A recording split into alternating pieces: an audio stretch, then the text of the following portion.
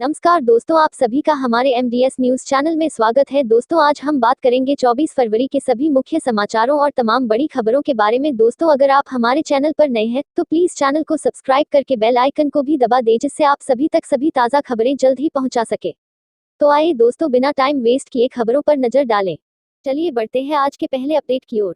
NASA ने मंगल ग्रह पर उतरते रोवर की उच्च गुणवत्ता वाली पहली वीडियो जारी की। नासा ने सोमवार को मंगल ग्रह पर उतरते रोवर की उच्च गुणवत्ता वाली पहली वीडियो जारी की। वीडियो में एक नारंगी और सफेद रंग का पैराशूट खुलते हुए और रोवर लाल ग्रह की धूल भरी सतह पर उतरते नजर आ रहा है। Entry and descent camera team के प्रमुख डेव ग्रूल ने कहा, मैं जब भी इसे देखता हूं मेरे रोंगटे खड़े हो जाते हैं। परसवियंस रोवर पुरातन सूक्ष्म जीवन के संकेतों की तलाश करेगा एवं एक दशक में धरती पर लाल ग्रह के चट्टान के प्रमाणिक नमूनों को लाने का भी प्रयास करेगा। नासा का रोवर परसवियंस शुक्रवार तड़के मंगल की सतह पर उतरा था। यह जेजोरो क्रेटर महाखट में उतरा है। यह नासा द्वारा अब तक भेजा गया सबसे बड़ा और सर्वाधिक उन्नत रोवर है। रोवर के मंगल की सतह पर उतारने को लेकर गठित की गई टीम के प्रमुख हेन चैन ने कहा, यह वीडियो और तस्वीरें हमारे सपनों का हिस्सा हैं। इससे पहले नासा ने मंगल ग्रह पर उतरते रोवर की पहली तस्वीर जारी की थी। नासा ने इस कार्य के लिए अंतरिक्ष यान में 25 कैमरे लगाए गए थे। साथ ही व्हाट्सएप को लेकर बड़ी खबर है। व्हाट्सएप की नई शर्तें नहीं माई तो नहीं कर पाएंगे मैसेज, अकाउंट भी हो जाएगा डिलीट। व्हाट्सएप यूजर अगर 15 मई की डेडलाइन से पहले उसकी नई शर्तों को स्वीकार नहीं करते हैं तो उसके बाद वो तब तक कोई मैसेज सेंड या रिसीव नहीं कर पाएंगे जब तक कि वो शर्तों को स्वीकार नहीं कर लेते। उनका अकाउंट इनएक्टिव दिखेगा और इनएक्टिव अकाउंट 120 दिन बाद डिलीट हो जाएगा। फोन और नोटिफिकेशन कुछ वक्त तक आते रहेंगे, लेकिन टेकक्रंच की रिपोर्ट के मुताबिक शायद सिर्फ कुछ हफ्तों तक ही। व्हाट्सएप ने अपडेट के बारे में जनवरी में बताया था। इसके बाद कई यूजर्स ने नाराजगी जाहिर की थी। इन यूजर्स को लगा कि इसका मतलब है व्हाट्सएप अब अपनी पेरेंट कंपनी फेसबुक के साथ ज्यादा डेटा शेयर करने की योजना बना रहा है। इलॉन मस्क को लेकर भी बड़ी खबर सामने आई है। इलॉन मस्क का सिर्फ एक ट्वीट और डूब गए $1500 करोड़, छिन गई नंबर 1 की कुर्सी। इलॉन मस्क अब दुनिया के सबसे अमीर शख्स नहीं है। बिटकॉइन में लगाया गया उनका दांव उल्टा पड़ गया है, वो भी उनके अपने एक ट्वीट की वजह से। उन्हें बिटकॉइन में निवेश से भारी नुकसान हुआ है। बीते दिनों खबर आई थी कि एलन मस्क ने बिटकॉइन खरीदे हैं, जिसके बाद बिटकॉइन ने ताबड़तोड़ रिकॉर्ड ऊंचाई को छुआ था। लेकिन अब बिटकॉइन उस ऊंचाई से फिसल चुकी है और एलन मस्क को भारी नुकसान भी उठाना पड़ा है। एक ट्वीट और साफ हुए $15 बिलियन। इलॉन मस्क के छूते ही बिटकॉइन ने रिकॉर्ड $58,000 की ऊंचाई को पार किया था, लेकिन उनके एक ट्वीट ने इस बिटकॉइन को वापस $50,000 के लेवल पर लाकर खड़ा कर दिया। ये गिरावट एलन मस्क के उस कमेंट के बाद आई है जब उन्होंने ये कहा था कि बिटकॉइन और ईथर की कीमतें ज्यादा हैं, जिसके बाद सोमवार को टेस्ला के शेयरों में भी 8.5% की जबरदस्त गिरावट आई, जिससे एलन मस्क की संपत्ति में से $15 बिलियन से ज्यादा साफ हो गए। एलन मस्क ने अपने favourite social media platform Twitter पर बताया था कि टेस्ला ने बिटकॉइन में $150 करोड़ का निवेश किया है। इसी के साथ में बढ़ते हैं अगले बड़े अपडेट की ओर। उत्तराखंड में फिर आपदा की थी आशंका, विशेषज्ञों ने ऋषिगंगा नहर के मुहाने को किया चौड़ा। उत्तराखंड में एक और हादसे को लेकर खतरा टलता दिख रहा है। 30 एक्सपर्ट की एक टीम ने ऋषिगंगा के मुंह को करीब 15 फीट चौड़ा कर दिया है। यहां पानी के जमाव से एक झील बन गई थी। पानी के ज्यादा दबाव के चलते इसके टूटने का खतरा मंडरा रहा था। रैनी में हुए हिमस्खलन के बाद ऋषिगंगा के ऊपर बनी कृत्रिम झील का निरीक्षण करने के लिए एक्सपर्ट की एक टीम शनिवार को यहां पहुंची थी।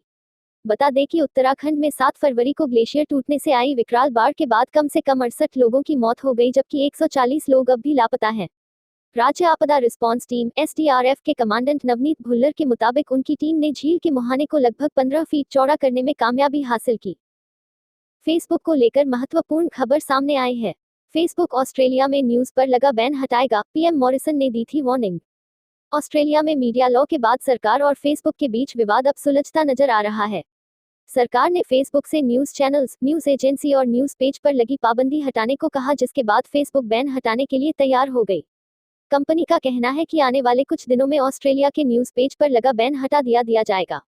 न्यूज एजेंसी एएफपी ने सरकार की तरफ से इस बात की जानकारी दी है। सरकार ने किया बैन हटाने का अनुरोध। वहीं ऑस्ट्रेलिया के प्रधानमंत्री स्कॉट मॉरिसन ने शुक्रवार को फेसबुक से अनुरोध किया था कि वह ऑस्ट्रेलिया के यूजर्स पर लगा बैन हटाया जाए और न्यूज पब्लिश करने वाले व्यवसायों से बातचीत की जाए।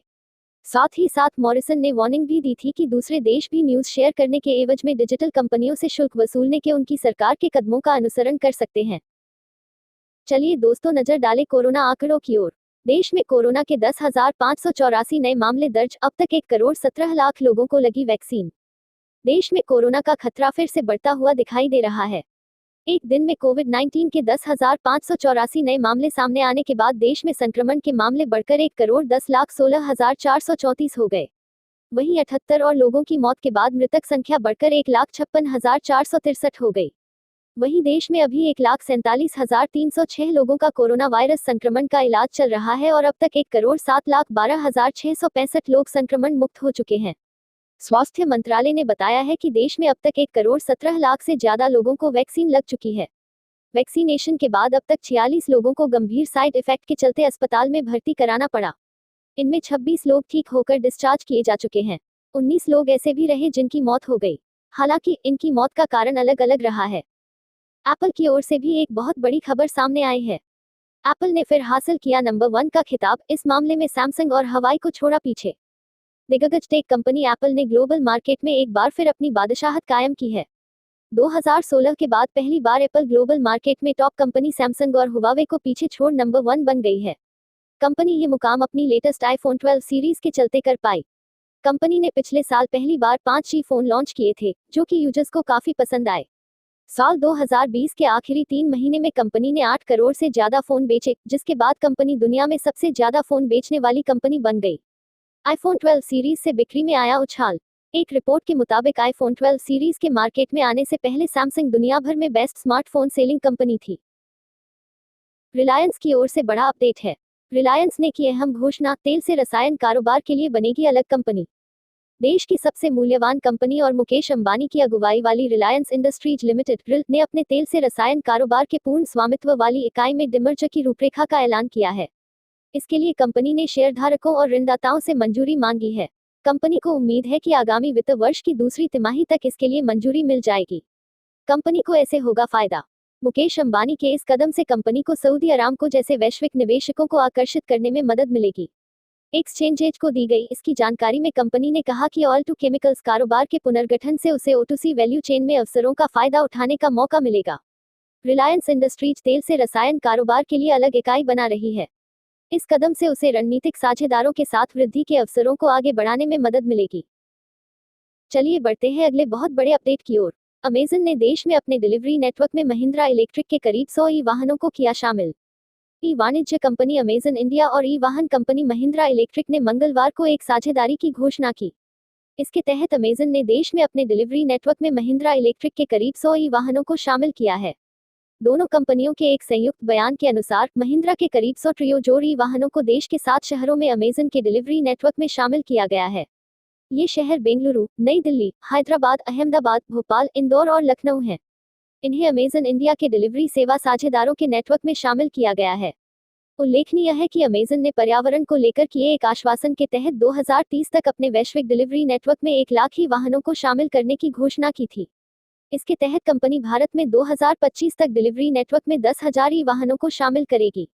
कंपनी ने इसी के अनुरूप महिंद्रा इलेक्ट्रिक के करीब 100 ई वाहनों को डिलीवरी बेड़े का हिस्सा बनाया है। चलिए बढ़ते हैं आज के आखिरी अपडेट की ओर। चमोली आपदा में लापता 134 लोग मृत घोषित होंगे। केंद्र के आदेश पर सरकार ने जारी किया नोटिफिकेशन। चमोली में 7 फरवरी को आए आपदा में लापता लोगों के परिजनों को जल्द ही मृत्यु प्रमाण पत्र जारी कर दिया जाएगा। इस संबंध में केंद्र से मिले दिशा निर्देशों के बाद उत्तराखंड सरकार ने भी अधिसूचना जारी कर दी है। चमोली आपदा में 204 लोग अभी तक लापता हैं। इनमें से 70 शव बरामद किए जा चुके हैं, जबकि 134 लोग अब भी लापता हैं। इनकी तलाश के लिए चमोली की ऋषिगंगा और धौलीगंगा घाटी के साथ ही तपोवन टनल और बैराज साइट पर पिछले 16 दिन से सर्च अभियान लगातार जारी है। अब इन सभी 134 लोगों को मृत घोषित करने के लिए सरकार ने अधिसूचना जारी कर दी है। लापता लोगों को मृत घोषित करने के लिए राज्य सरकार ने केंद्र को पत्र लिखा था, ताकि मानक शिथिल किए जाएं। इसके तहत लापता लोगों को जल्द से जल्द मृत घोषित करने का विचार था, जिससे उनके परिजनों को समय पर राहत राशि बांटी जा सके। इसके लिए उत्तराखंड में सभी जिलों में एसडीएम को अधिकृत किया गया है, जबकि जिलाधिकारी अपीलीय अधिकारी होंगे। चलिए दोस्तों, आज के लिए बस इतना ही। अब कल मिलेंगे देश भर की तमाम बड़ी व छोटी खबरों के साथ। दोस्तों, अगर आप हमारे चैनल पर नए हैं तो प्लीज चैनल को सब्सक्राइब करके बेल आइकन को भी दबा दें और रोजाना ऐसी वीडियोस को लाइक कर शेयर करना ना भूलें। धन्यवाद।